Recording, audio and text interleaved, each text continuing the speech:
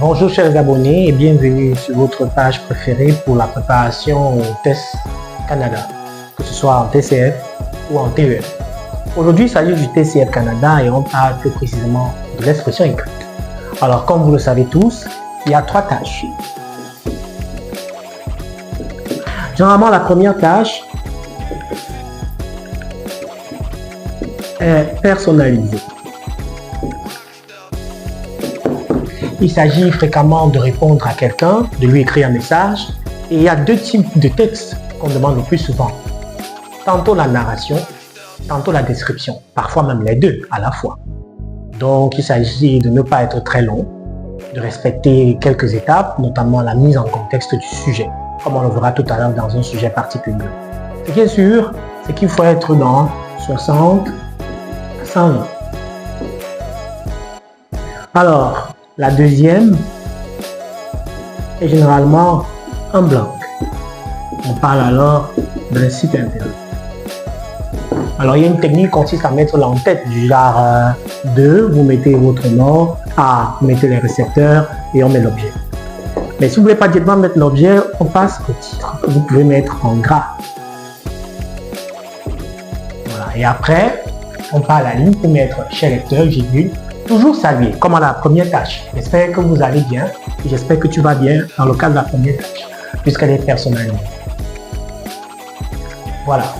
Mais ici, c'est un peu plus long. On va de 120 à 150 mots. Au niveau de la quantité, la tâche 2 est un peu plus lourde.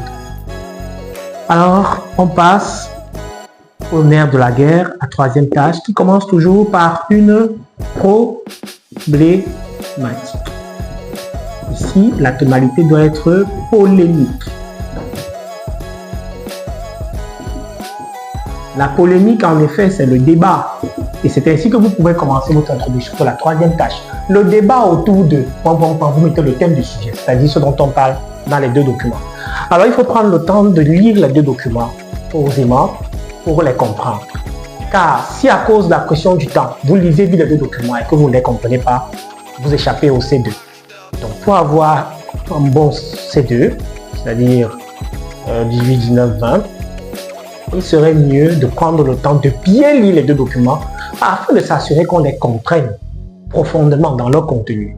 Sinon, on risque de passer autour du débat qui oppose les 2 documents. Généralement, le premier document, c'est la thèse. Et le second, c'est l'antithèse. Mais sachez que le premier document ne répond pas toujours par lui à la question posée. Car en effet, il s'agit d'une question. Voilà pourquoi beaucoup d'enseignants de TCF conseillent à leurs candidats de commencer par la formule pour ou contre, point. Voilà. Ici, c'est le thème. Et ce thème peut être la colocation. Ce thème peut être l'usage du téléphone en milieu scolaire. Ce thème peut être la suppression ou la diminution des véhicules en ville, etc. Mais aujourd'hui, dans cette séance, nous allons traiter entièrement 3 sujets. Alors, on passe au premier sujet. Tâche 1. Je vais bientôt vivre dans ton quartier. Je cherche un endroit sympathique pour faire mes courses. Est-ce que tu connais un marché intéressant? Merci d'avance et à bientôt. Bernard. Consigne, parce qu'on vient de lire là l'énoncé du sujet. Consigne. Vous répondez à votre ami Bernard. Dans votre message, virgule, vous décrivez un marché de votre quartier que vous connaissez bien. Le lieu, les horaires, les produits, etc. Voici les étapes à suivre. La première consiste à saluer Bernard.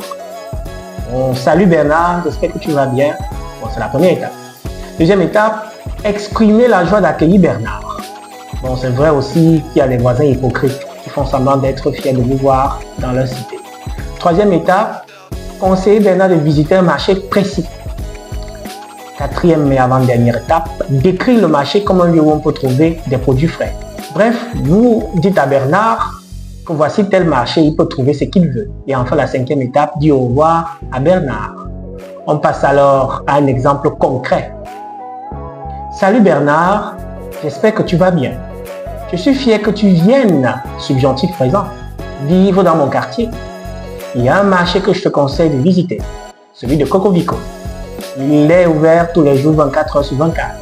On y trouve des produits frais, fruits, légumes, viande, poissons, à bas prix.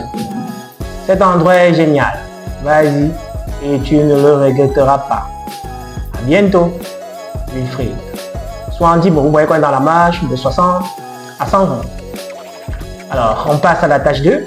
Vous faites partie d'une association de quartier qui propose des activités aux enfants. Aide aux devoirs, sorties, jeux, etc. Sur votre site internet, vous racontez votre expérience et vous expliquez pourquoi ce type d'association est utile. Étape à suivre. La première consiste à saluer les lecteurs et introduire le sujet. La deuxième, et non la seconde, consiste à décrire brièvement l'objectif de l'association. La troisième, partager votre expérience en tant que membre actif. La quatrième, expliquer pourquoi ce type d'association est essentiel. Et dernière étape, vous devez conclure en invitant les lecteurs intéressés à rejoindre l'association. On passe dans un exemple. L'association des moniteurs d'enfants, une expérience enrichissante. Bonjour chers lecteurs, j'espère que vous allez bien. Je suis membre de l'association des moniteurs d'enfants et je voudrais vous parler de mon expérience au sein de ce groupe.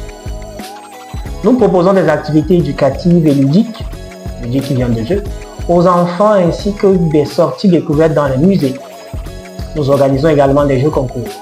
Par exemple, la semaine passée, vous pouvez mettre plutôt la semaine dernière, nous avons créé le jeu Le Duel des génies. Bon, vous êtes libre de mettre autre chose. Il s'agissait pour chaque enfant du quartier de représenter son établissement au QCM. Question à choix multiple. C'était formidable. Où tout le quartier était présent, y compris Monsieur le maire ou Madame le maire. Vous pouvez faire la précision. Chaque jeune a présenté son projet de développement et le meilleur projet a été financé à hauteur d'1 million de francs, ou bien d'euros, ou bien de dollars. Ça dépend de la monnaie de votre pays. Ce type d'association est donc utile parce qu'il éduque, développe et accroît le niveau intellectuel des jeunes. Je vous la recommande vivement. À bientôt, Wilfried. 142 mots. Vous voyez quoi dans la marge de 120 à 150. On passe à la troisième tâche alors et on lit le premier document. Lire un livre papier, c'est plus qu'une activité intellectuelle. C'est aussi une expérience sensorielle. Un livre papier a une odeur, une texture, un poids. Ils font appel à nos sens. Tourner les pages, sentir le papier, caresser la couverture sont des gestes qui font partie du plaisir de lire. C'est un objet unique qui se patine, se marque, se personnalise dans le temps. Le livre papier est un trésor qui se conserve, se collectionne et qui se transmet de génération en génération avec toutes les marques que les anciens détenteurs avaient laissées. Document 2. Lire un livre numérique, c'est pouvoir accéder à une bibliothèque entière dans un seul appareil. Un livre numérique ne pèse rien, ne prend pas de place, ne s'abîme pas. Il est donc l'idéal pour les lecteurs nomades, c'est-à-dire ceux qui se déplacent beaucoup et qui aiment lire partout et à tout moment. Que ce soit dans les transports, en voyage, en pause ou au lit, le livre numérique s'adapte à toutes les situations. Il suffit d'une liseuse, d'une tablette ou d'un smartphone pour emporter avec soi des milliers de livres. Bien, on fait l'introduction. Il doit être entre 40 et 60 livres. Entre livre papier et livre numérique, que faut-il choisir? Là, c'est la problématique, c'est-à-dire la question qui sépare les auteurs. On résume dans les deux documents. Selon le document 1, il faut choisir le livre papier. Il est sensoriel et personnel. Connecteur logique d'opposition. Par contre, selon le second document, le livre numérique vaut mieux, car il est mobile et ne prend pas l'espace. On a donc fini de résumer, on va à la ligne et on prend position.